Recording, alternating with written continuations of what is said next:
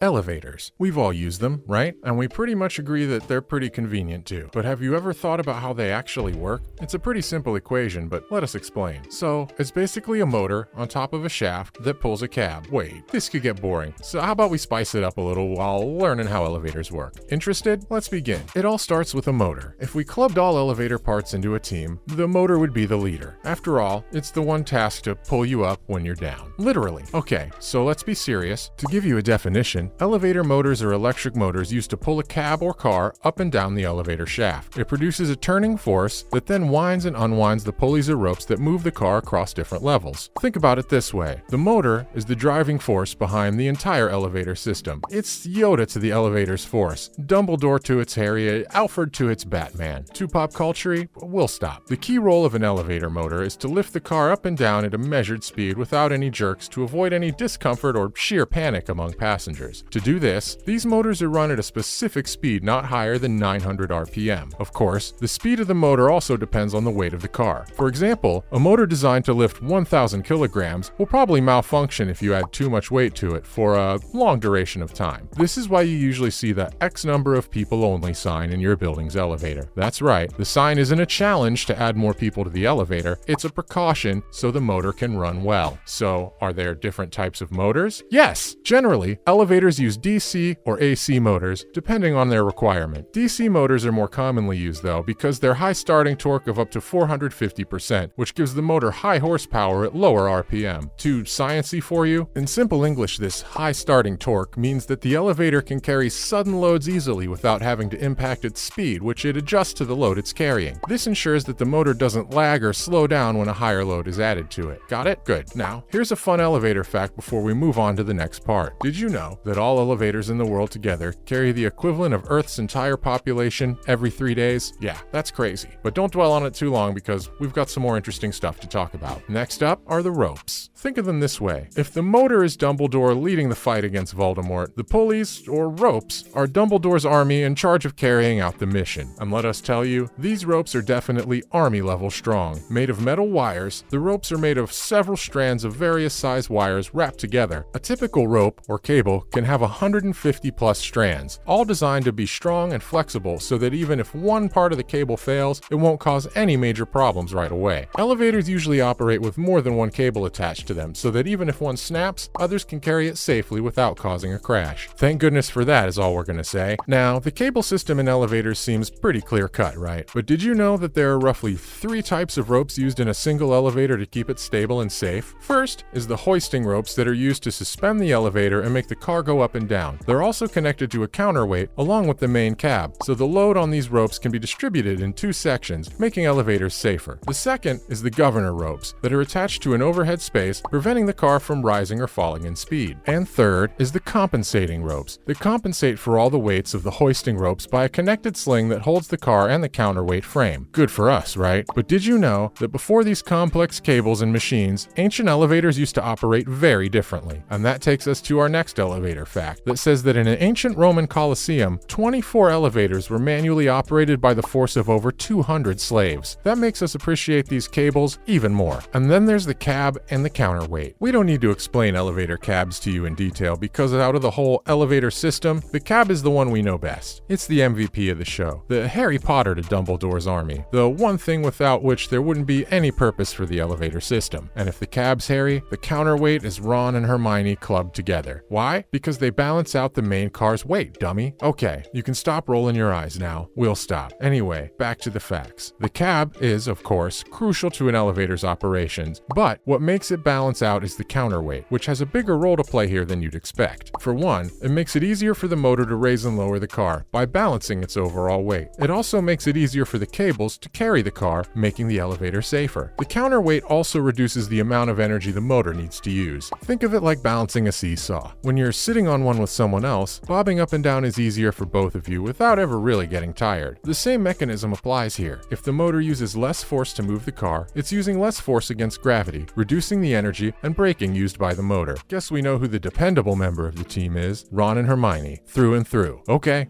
we'll stop with the references and move on to the next part of the elevator world. But hey, not before this fun fact. Did you know that elevators are the safest way to travel, and that riding in an elevator is actually safer than riding in a car. On average, elevator accidents kill 26 people a year, and those are mainly technicians. On the other hand, car accidents kill 26 people per hour. Guess we know what's safer. Too bad we can't use elevators to drive to work. Now, let's talk about the safety brakes and hydraulics. Elevators are all fun and games until you learn about the amount of energy they use with just one trip. Let's see how with this example. Let's suppose you're transporting your 2,500 kilo pet elephant to your apartment on the 5th floor. That's roughly 20 meters, give or take. Now, to transport that elephant, the elevator will need to supply it with 500,000 joules of energy. If it lifts it in 10 seconds, it'll need to work at a rate of 50,000 joules per second, or 50,000 watts, which is 20 times more power than used by the typical electric toaster. Sure, an elephant obviously weighs a lot more than a human, but if you combine the weight of all the people who travel in an elevator throughout the day, the equation will probably reach about the same number as we just told you. With a task so heavy, elevators obviously need to be fail-safe, and they're made so with the help of emergency brakes. These brakes, invented by Alicia Graves Otis in the 1860s, ensured safety with the help of metal teeth embedded on vertical guide rails between which the car would travel. If the cable broke, the car would be locked in a safety position with the help of these metal teeth, keeping it from crashing. Another safety measure is the hydraulic or gas spring you'll see under glass elevators in malls and modern buildings. These springs are used to cushion any impact on the elevator, keeping it safe from free falling down the shaft. Speaking of which, we have one more part to discuss before we wrap up the video, but that's not before our next elevator fact. Did you know that during World War II, when the Nazis took over France, the French government had the elevators on the Eiffel Tower destroyed so that if Hitler wanted to plant a flag on top of the tower, he'd have to take the stairs to the top. And with that, we're moving on to our last bit of the elevator universe, the shaft. Now, elevator shafts are pretty self-explanatory, so we won't bore you with them too much. Built for the sole purpose of keeping elevators moving, these shafts are usually fire-resistant to ensure that the elevators stay safe if a fire breaks out, and to keep the fire from spreading from the shaft itself. Of course, the motor, cables, and elevator car do the actual work, but honestly, without the shaft, the whole thing wouldn't even have a structure to begin with. Wait, does that mean the shaft is the universe where Dumbledore, his army, and Harry live? Okay, that was the last one, I promise. And that's a wrap for this video. What's a fun fact about elevators that you know? Let us know in the comments below. Make sure to give this video a thumbs up and subscribe to our channel for more videos like this.